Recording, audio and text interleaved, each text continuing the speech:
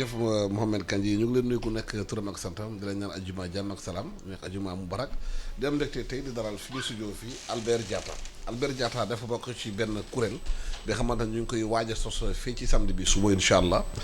académie africaine des sciences religieuses sociales et politiques Albert Diatta ci académie boobu gis nañ ci monseigneur Théodore Adrien Sarr dina fa teew. Monseigneur bi nga xamante ne mooy archevêque Dakar na fa teew ñu bëri kàngam jóge Afrique ñëw ngeen créé benn académie bu tudd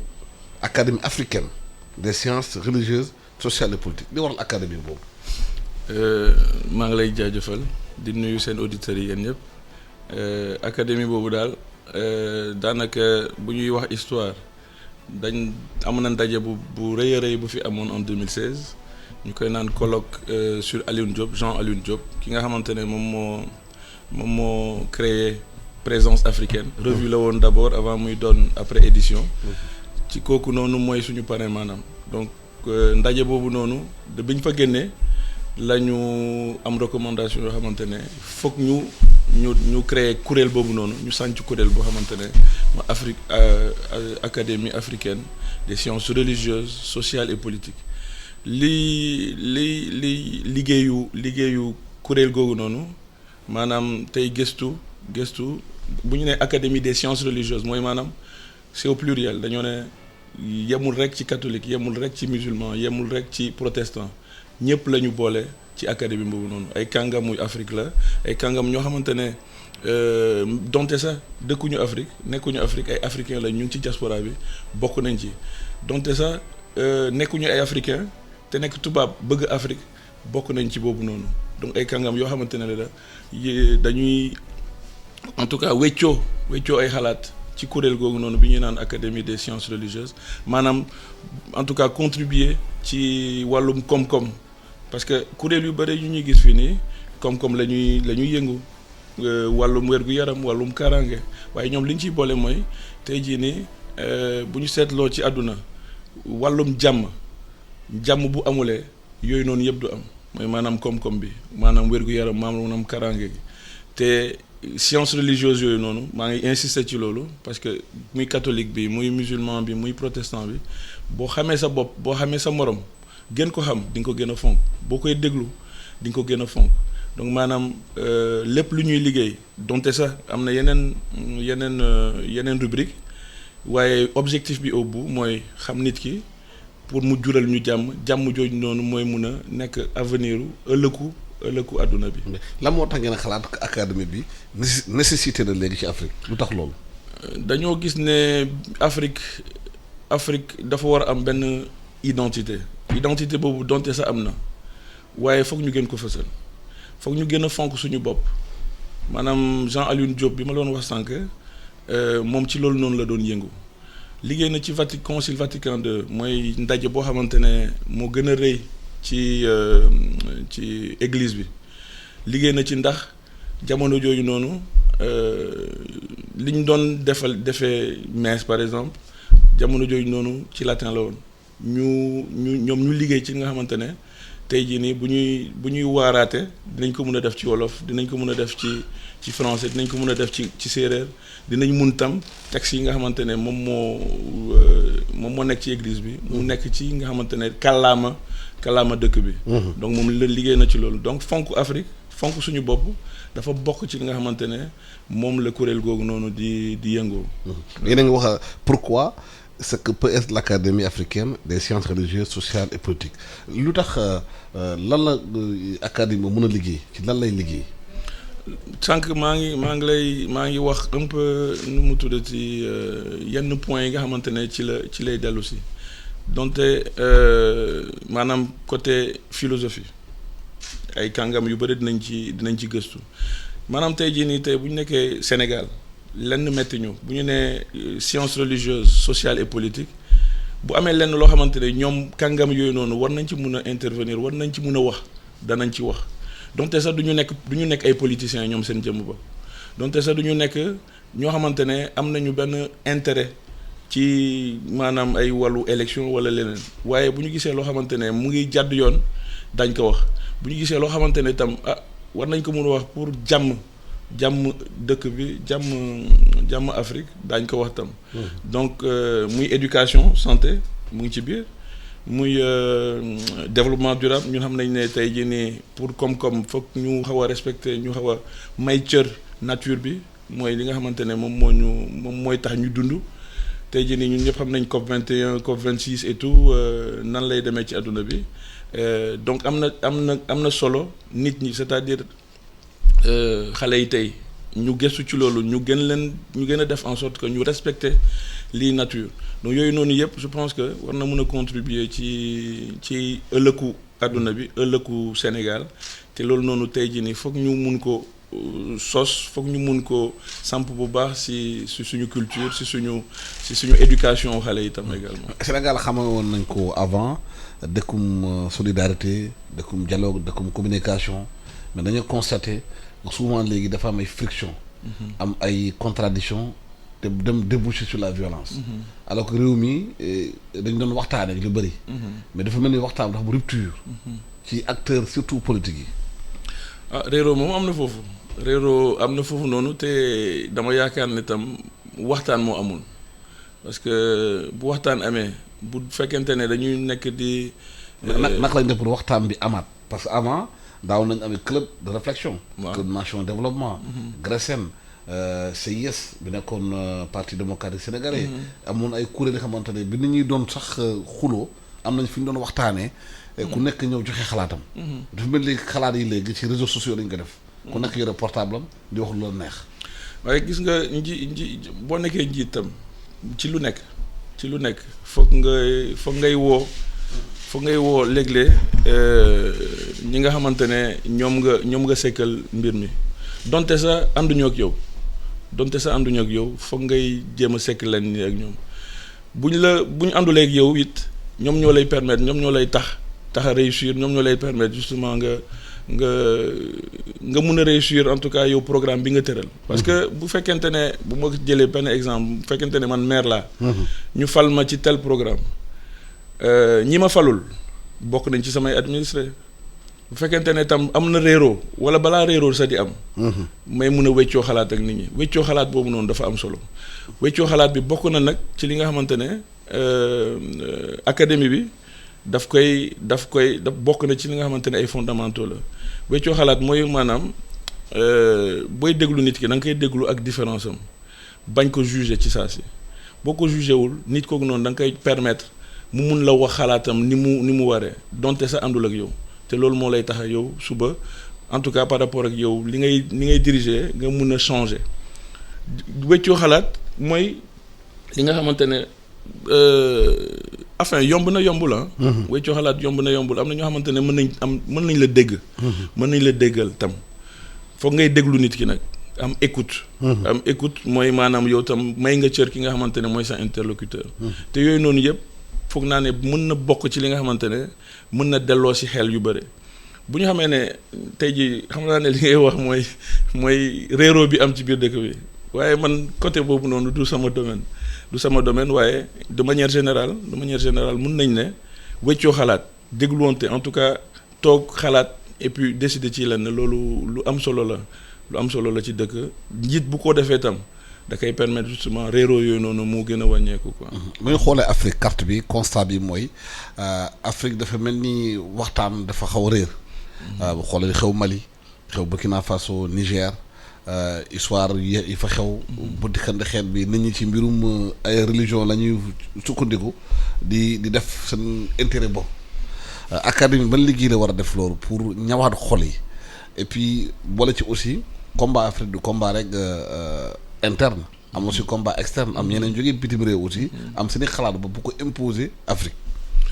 réero boobu mooy li ma doon wax sànq gis nga Afrique. foog ñu fonk suñu bopp d'abord mbirum réeroo surtout ci ay mbirum religion affaire yooyu noonu mooy li ma wax sànq mooy benn combat wu académie mooy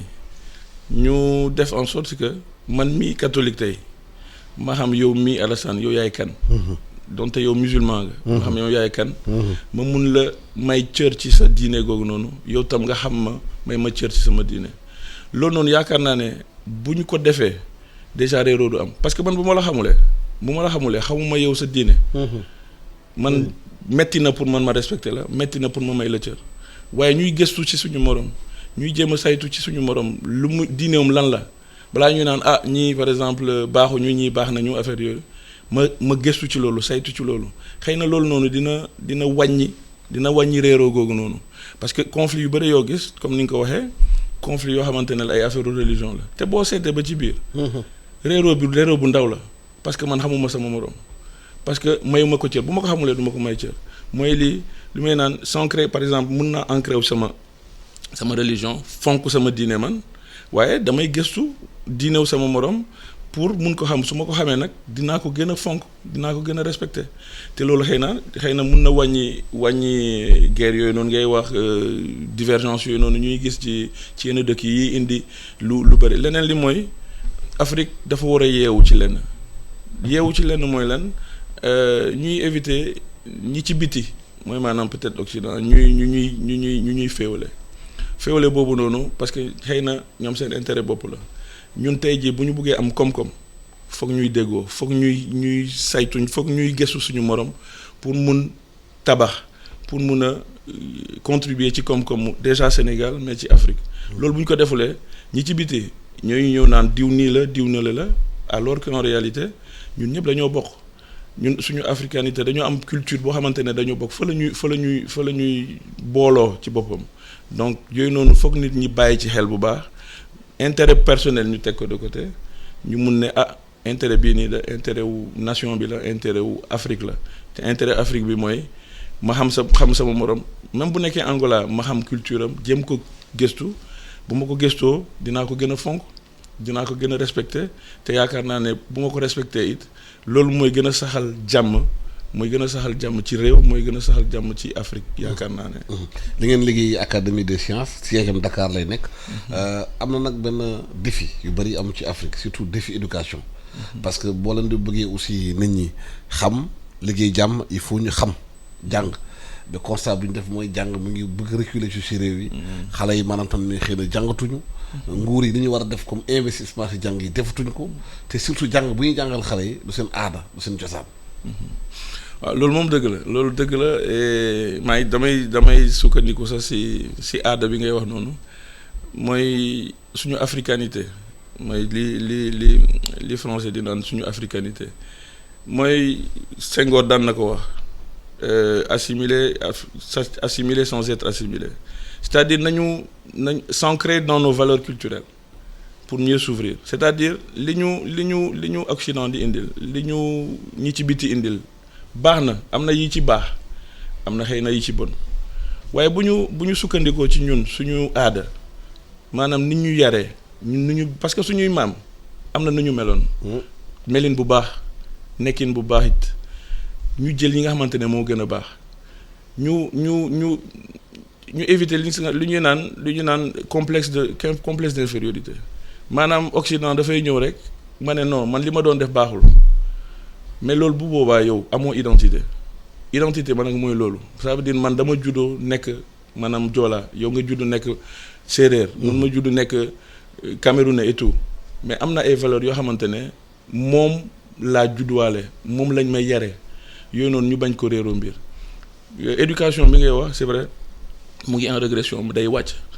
je pense que loolu noonu tam bokk na ci li nga xamante ne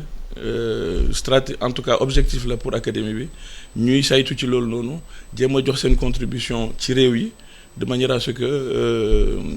éducation boobu noonu mu jëm kanam parce que tam comme fa lay jógee pour académie bi nit ñi gën ko fësal foog ndaw yi parce que ëllëg ñooñu noonu ndaw yi tey ñoom ñooy nekk ci académie daanaka. académie bi nga xamante ne moom seetul yow musulman nga seetul yow catholique nga seetul ndax yow protestant nga ñëpp la boole donc ndaw yooyu noonu tey jii bu ñu leen éduquer bu ñu leen joxee éducation bu baax ñu jàng bu baax ñooñu suba ñoom tam ñoom ñooy nekk ci académie boobu noonu mun a fësal yenn yi mun a xeex yenn yi quoi maanaam. mais réellement débat bi mooy autour suñu culture suñu africanité dañ ko gën a fonk man du ma jékki-jékki rek ne waaw waa France wala waa Europe ñoom li ñu indi moom laay jël bàyyi man li ma mel nañu fonk suñu bopp ancré suñu bopp suñu culture comme ni ko Senghor doon waxee après ñu gën a ubbeeku nag boobu noonu dafa am beneen richesse bu mu ñu indi daf ñuy indil mais nañu jël ci yu baax yi bàyyi yu bon yi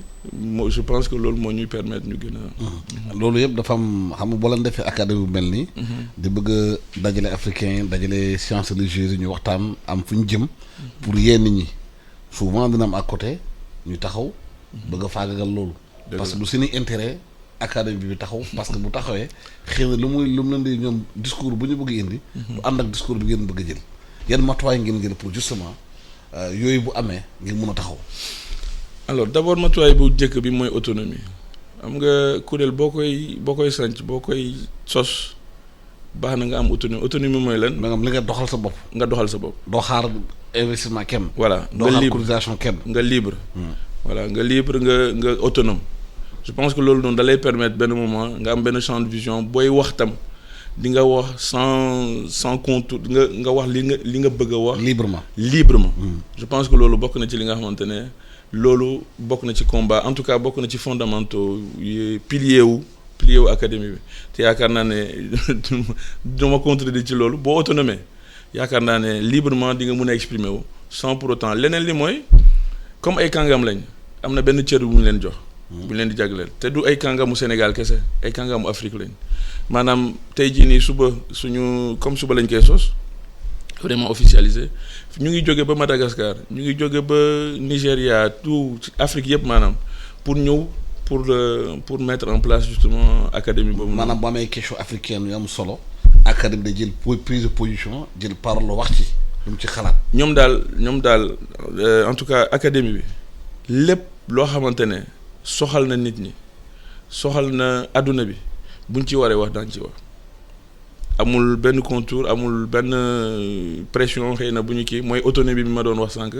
autonomie boobu dafa am solo tey jii nii bu fekkente ne mooy li ma la wax bu nit waree jàdd wala bu lenn waree indi féewale wala réeroo ci biir dëkk bi wala ci biir Afrique buñ ci waree wax dañ ci wax voilà donc.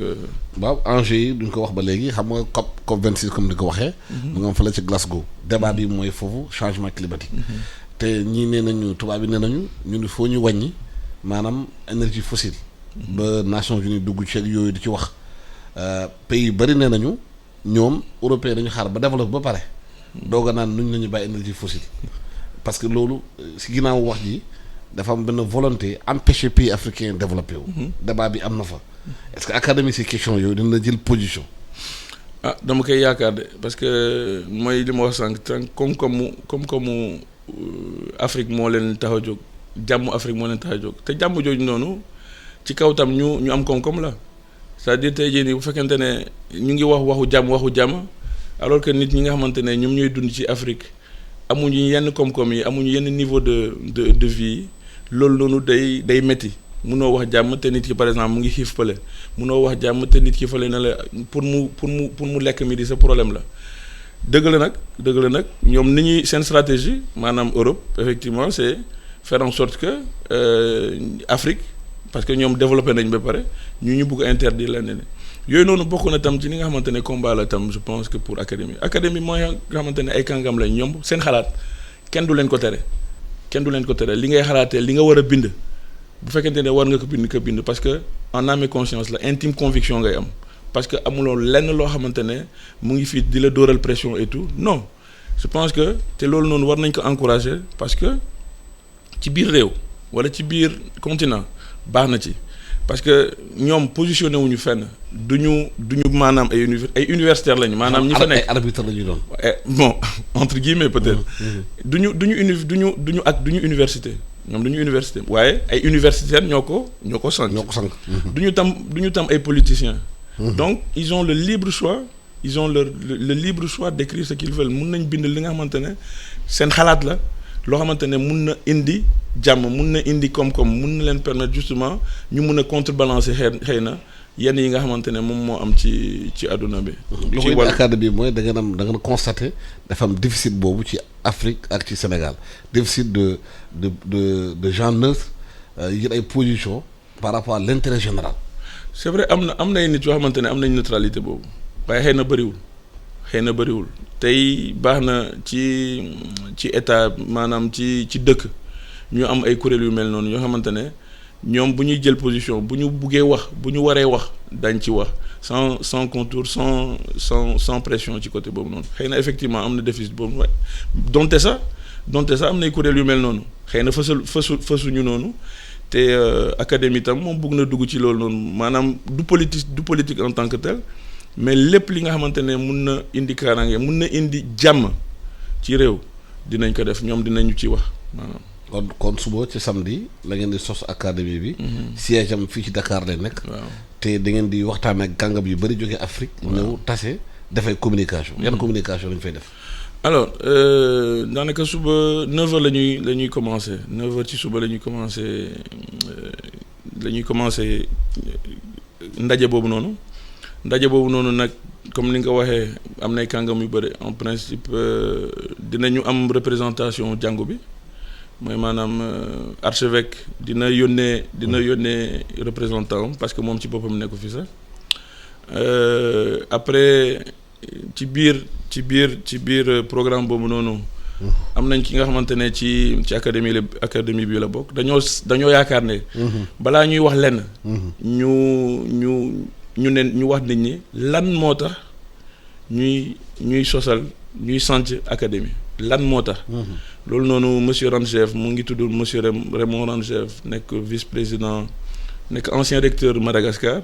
moom mooy def exposé boobu buñ ci weesoo nag après am na professeur Abdoulaye Cissé ki nekkoon ancien recteur université Bambey te ñu tuddee ko Alioune Diop léegi Alioune Diop je le rappelle moom mooy suñu parrain moom mooy def conférence d'ouverture bi discours d'ouverture bi buñ ci weesoo nag am na benn table ronde bi mooy li ma doon wax sànq waxum identité et différence loolu mooy thème bi ci table ronde boobu dinañ am comme modératrice madame Eugénie Aw